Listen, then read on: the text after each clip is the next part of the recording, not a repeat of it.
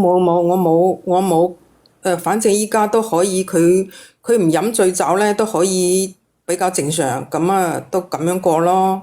咁啊，我依家咧知道咧，我個女咧好似準備結婚啦。我聽我個親戚講，啊，佢咧比較唔錯，佢都揾到個依家呢個男人咧，都經濟條件都幾好噶。邊度人嚟嘅我聽個女婿？嗰個女婿又係本地人嚟嘅。哦，咁應該幾有錢噶喎。係啦，咁啊聽講咧，佢禮金都俾咗佢12萬。咁其實都幾好啊。係啊，咁我咧就覺得，哎呀，畢竟我呢個女女咧我都湊咗佢10幾年噶嘛，咁啊我就打咗電話俾佢，咁啊我就話，畢竟咧我係你嘅親生媽媽係嘛，咁啊我都呢個仔咧都係你嘅親生細佬噶，咁你都知道我嘅情況啦，我依家個月又要去睇病，湊住我嘅呢個仔仔去睇病。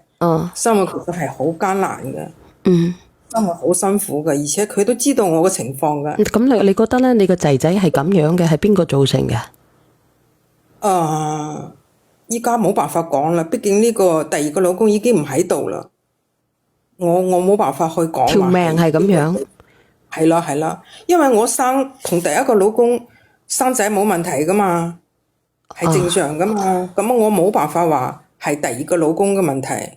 畢竟佢人都已經唔喺度啦，咁我就冇辦法去追究呢個問題啦。咁我依家咧就打電話俾我呢個女，我就話你攞咗12萬嘅禮金咧，咁畢竟我都養大咗你咁多年啦，係嘛，10幾年啦。咁你都清楚我個情況啦，係嘛？咁我就同佢打電話，點知我話你係咪把呢個禮金咧俾咗你依家嘅老豆啊？點知咧？佢俾佢而家嘅老豆有咩問題咧？咁我就覺得我依家情況唔係咁好，咁都可以俾多少少我咯。點解要俾呢？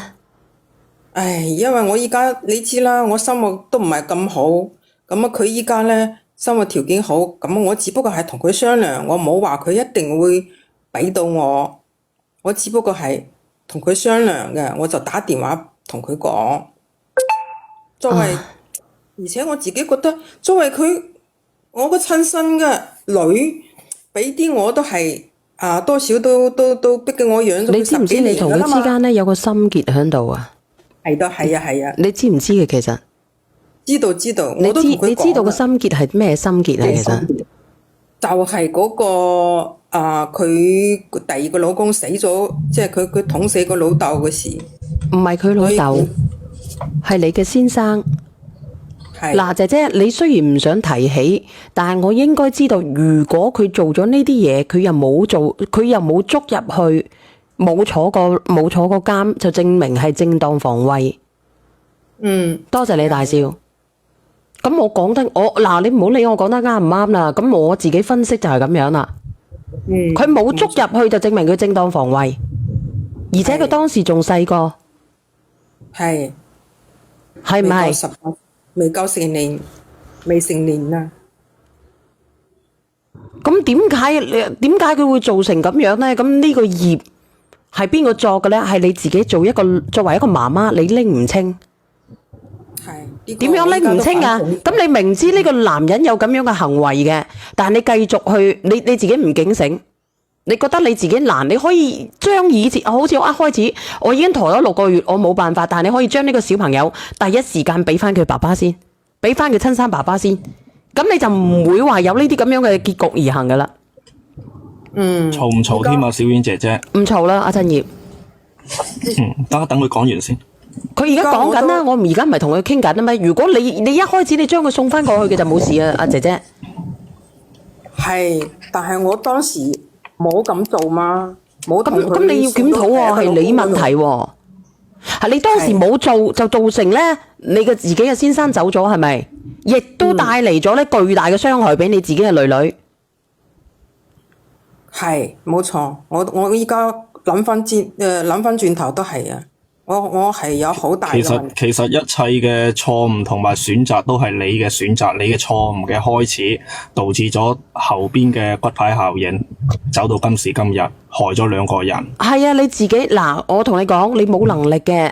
我相信呢，你一開始呢，你自己係迷途嘅啫。你幾千蚊個月，你係可以養住你個女嘅。冇錯，係。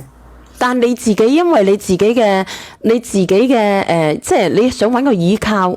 你就揾咗呢個咁樣嘅男人，冇錯。但係當時你自己又同佢陀咗 BB，你都唔了解清楚，你就同人哋有 BB。呢個又係我嘅好大嘅問題，係啊。咁結果係點樣呢？咁你哋自己講啦，咁係咪你嘅問題啊？你都唔了解清楚佢嘅為人，佢嘅行為係咁樣嘅，你自己行唔到房，佢可以對第啲人打主意嘅，呢個人好極都有限啦。但你知道之後，你繼續係咁樣去縱容，而且呢個男人呢，係佢自己害咗佢自己，因為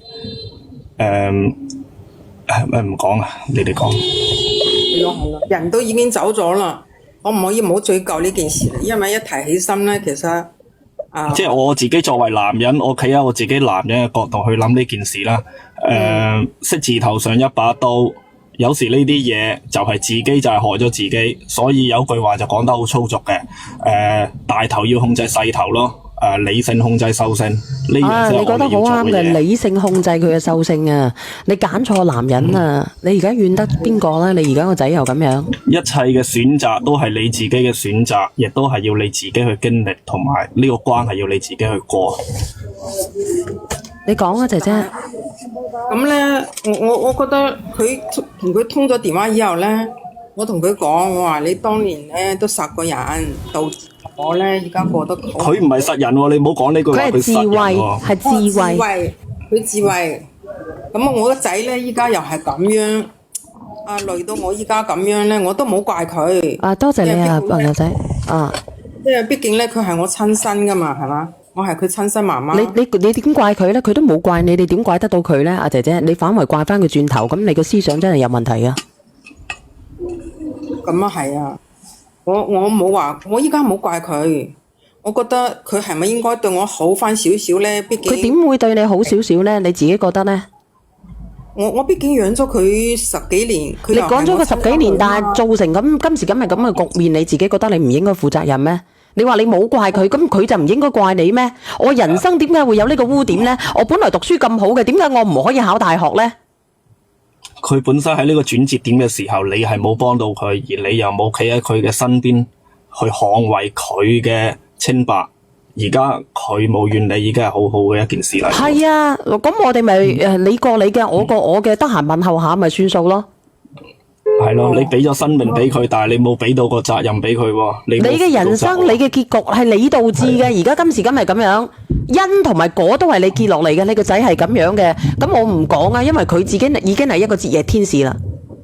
咁我都畢竟養咗佢10幾年噶嘛。你養咗10幾年又點樣呢？你而家如果你話你跛支爛攤嘅，你曲街敗巷嘅，到翻臨老冇人服侍嘅，你可以告佢。但係你而家有手有腳嘅，咁佢點會俾錢贍養你呢？你應該年紀都唔大嘅。但係我就好想你幫我同佢傾下。傾咩嘢呢？有咩好傾呢？即係傾下，畢竟我係佢親生嘅媽媽嘛。你親生嘅媽媽，但係問題係佢走出佢自己個關咩？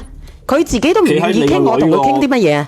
你好啊，鄭業，你講。主任你好。你哋講先啦，你哋講先啦。係，阿姐姐啊，你有冇廉恥噶？你知唔知廉恥兩個字點寫噶？知唔知啊？嗱，你哋講。你懶，你自己懶去嫁人去搵生活，已經係好錯嘅事。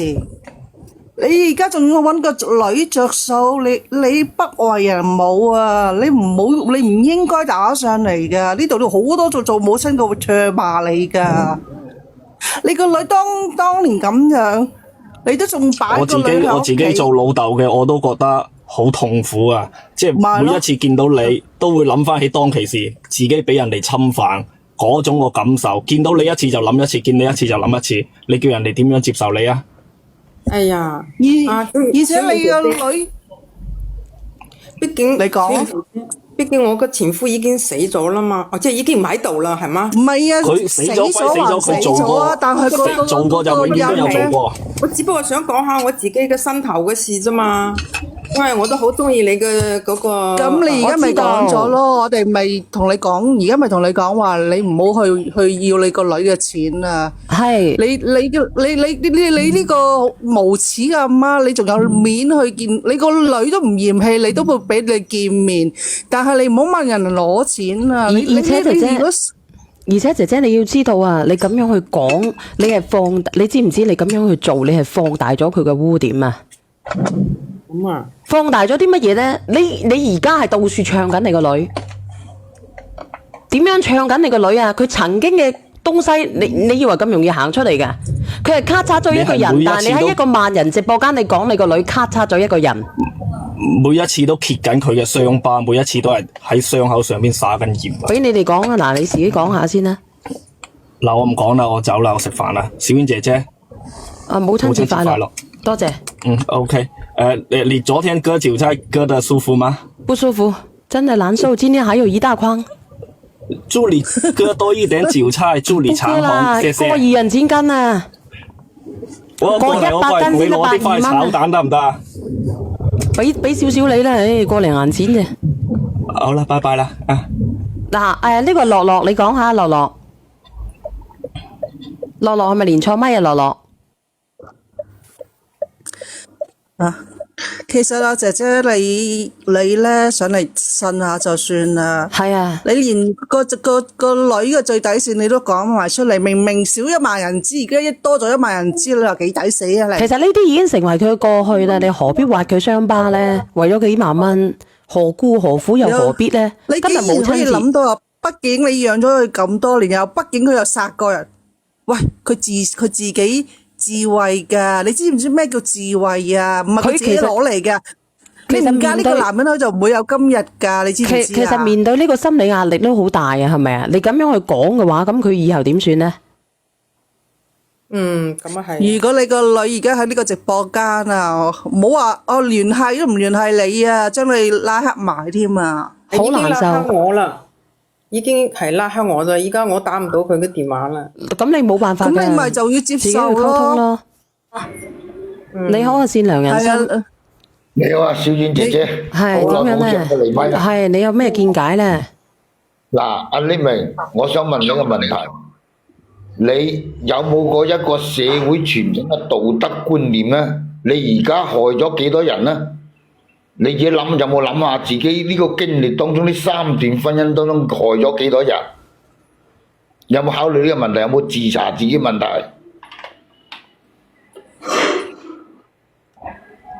有冇自查自己嘅原因？我講埋呢一句就落去啦，你聽唔聽到我講嘢？你講。我講埋呢句就落去啦，你檢討下你自己啦，唔好再搵個女啦，唔好一再傷害，二再傷害，3次傷害咧，佢唔知會做出啲咩事噶，你自己苦心自問。你想補償個女，就係唔好搵佢，唔好打擾佢就係係啊，咁啦。互不干擾就算啦，姐姐，人哋倒數第一咪要講佢自己嘅故事啊，不如你唔好講咁多啦，姐姐。係。姐姐，聽到。你聽唔聽得到啊？人哋倒數第一咪要分享故事啊。好啦，咁啊唔該你啊，我只不過好中意你嘅節目，同你傾下個心事嘅，我依家都知道啦。你自己諗清楚啊，你自己過好你自己日子啊，唔得嘅自己打工咯，係咪？知道啦。好，咁我放你落去吓。嗱，咁多謝阿善良人生，亦都吓倒數第一咪你好啊。好嘅。倒數第一咪。我落咪先啊。